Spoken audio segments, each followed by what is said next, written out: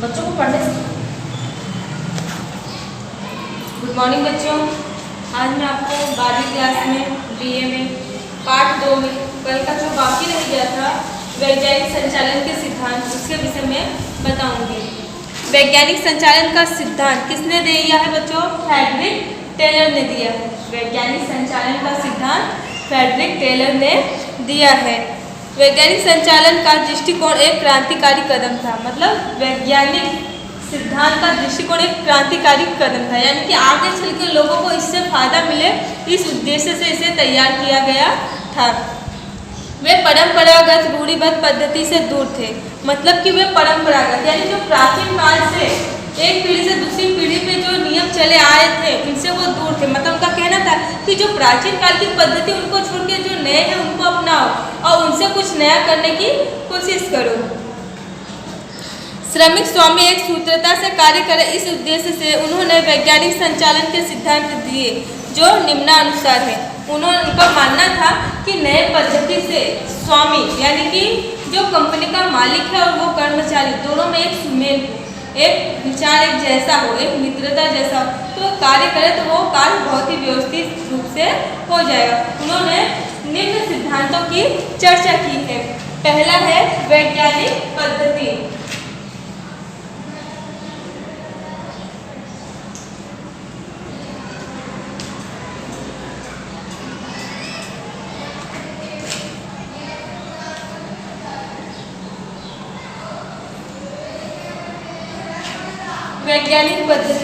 वैज्ञानिक पद्धति में बच्चों कार्य करने के लिए रूढ़िबद्ध पद्धतियों के उपयोग का त्याग करते। मतलब वैज्ञानिक पद्धति में फ्रेडरिक टेलर ने क्या बताया कि अगर हमें कार्य करना है तो रूढ़िबद्ध जो पद्धतियां हैं यानी प्राचीन काल से जो चली आए या नियम या जो कार्य करने का तरीका उसको बदलकर नए वैज्ञानिक तरीके से यानी कम समय में ज़्यादा से ज़्यादा कार्य हो, ऐसी पद्धति हमें अपनानी चाहिए और रूढ़िबद्ध पद्धतियों का त्याग करना चाहिए और वैज्ञानिक पद्धति को अपनाकर हमें कार्य करना चाहिए।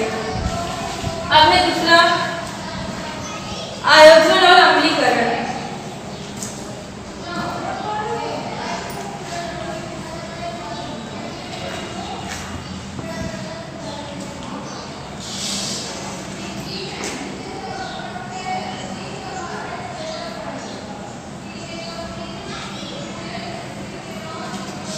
आयोजन और अमलीकरण रूढ़िबद्ध पद्धति की तरह श्रमिक ही आयोजन और अमलीकरण करे, इसे इस स्थान पर आयोजन का कार्य विशेषज्ञ करे। देखो रूढ़िबद्ध पद्धति यानी प्राचीन समय में क्या होता था, आयोजन कौन करता था? श्रमिक। कार्य भी कौन करता था? श्रमिक करते थे। तो कैसे उसमें कोई बदलाव या सुधार नहीं आते थे, वो ही काम ज़्यादा से ज़्यादा समय में और ज़्यादा से ज़्यादा श्रमिक को करना पड़ता था। लेकिन आयोजन और अमलीकरण विशेषज्ञ यानी कि जो उस कार्य में एकदम माहिर हो, जो उस कार्य को सकुशल रूप से कर सके, ऐसे विशेषज्ञ के द्वारा आयोजन करना चाहिए और उसके द्वारा किए गए आयोजन का कर्मचारियों को अमल करना चाहिए। अब है तीसरा कार्य विश्लेषण।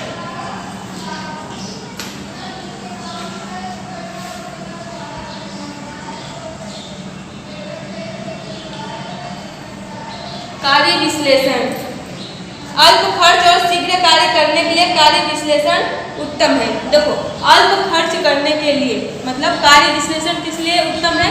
ताकि कम समय में ज़्यादा से ज़्यादा कार्य हो, कम खर्च में ज़्यादा से ज़्यादा लाभ हो, ऐसा कार्य का विश्लेषण, ऐसा आयोजन होना चाहिए जिसमें गति निरीक्षण, समय निरीक्षण, थकान निरीक्षण यानी कि गति निरीक्षण, किस गति से कार्य हो रहा है उसका ऑब्जर्वेशन करना चाहिए और समय निरीक्षण, जो समय दिया उस समय में कार्य हो रहा है कि नहीं उसका निरीक्षण करना चाहिए और थकान निरीक्षण यानी कर्मचारियों को समय समय पे आराम मिले, वो हुआ थकान निरीक्षण।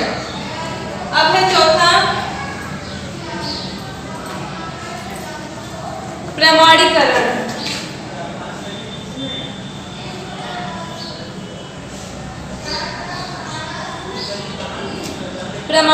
प्रमाणीकरण और सरलीकरण वैज्ञानिक प्रक्रिया है जो पूर्ण होनी चाहिए। औजार, साधन, समय, कार्य की स्थिति आदि के बारे में प्रमाणीकरण अनिवार्य होना चाहिए। यानी कि कार्य करने के लिए जो साधन औजार है वो प्रमाणित यानी कि उनकी आवश्यकता के अनुसार होना चाहिए। अब है पांचवा, वैज्ञानिक चुनाव और प्रशिक्षण।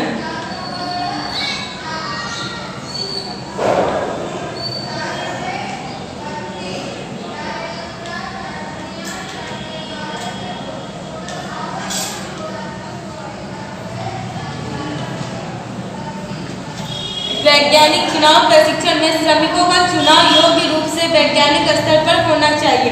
यानी कि जो श्रमिक हैं उनका चुनाव किस स्तर पर होना चाहिए, उनकी शैक्षणिक लायकात यानी उनके वो जिस चीज की शिक्षा ग्रहण किए हैं उनके उस आधार पर उनकी योग्यता यानी कि उनका चुनाव होना चाहिए कि जो कर्मचारी जिस विषय में सर्वकुशल संपन्न है उसको उस पद का अधिकारी बनाना चाहिए। ऐसा नहीं कि उसके एज के हिसाब से या तो उसके पैसे के हिसाब से उसको उसकी योग्यता प्रदान की जाए, नहीं।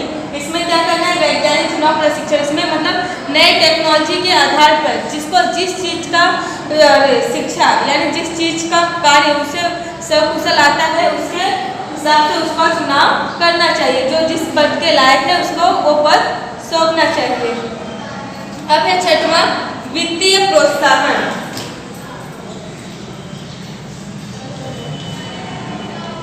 वित्तीय प्रोत्साहन। वित्तीय प्रोत्साहन कुशल कर्मचारी को वित्तीय और अन्य प्रकार के प्रोत्साहन देना चाहिए। यानी कि जो कर्मचारी शीघ्रता से और कम समय में कार्य कर रहे हैं उनको वित्तीय प्रोत्साहन यानी कि पैसे की बढ़ोतरी यानी कि उनका प्रमोशन करना चाहिए समय समय में और उनके कार्य की सराहना करनी चाहिए यानी कि उनकी प्रशंसा करनी चाहिए। प्रशंसा के द्वारा क्या है, व्यक्ति कम समय में ज़्यादा से ज़्यादा कार्य करता है। अब है सातवां, मितव्ययता।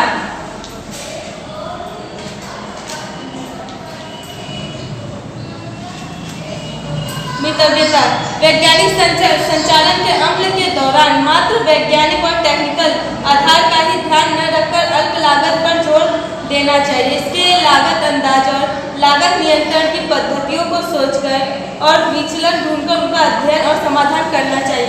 मितव्ययता यानी कि जो कार्य पहले से ही चला आ रहा है उसमें किसी प्रकार की अगर कमियां हैं तो उस कमी को दूर करके नई पद्धति द्वारा नए कार्य को शामिल करके उसको सुव्यवस्थित रूप से करना चाहिए। आठवां है मानसिक क्रांति।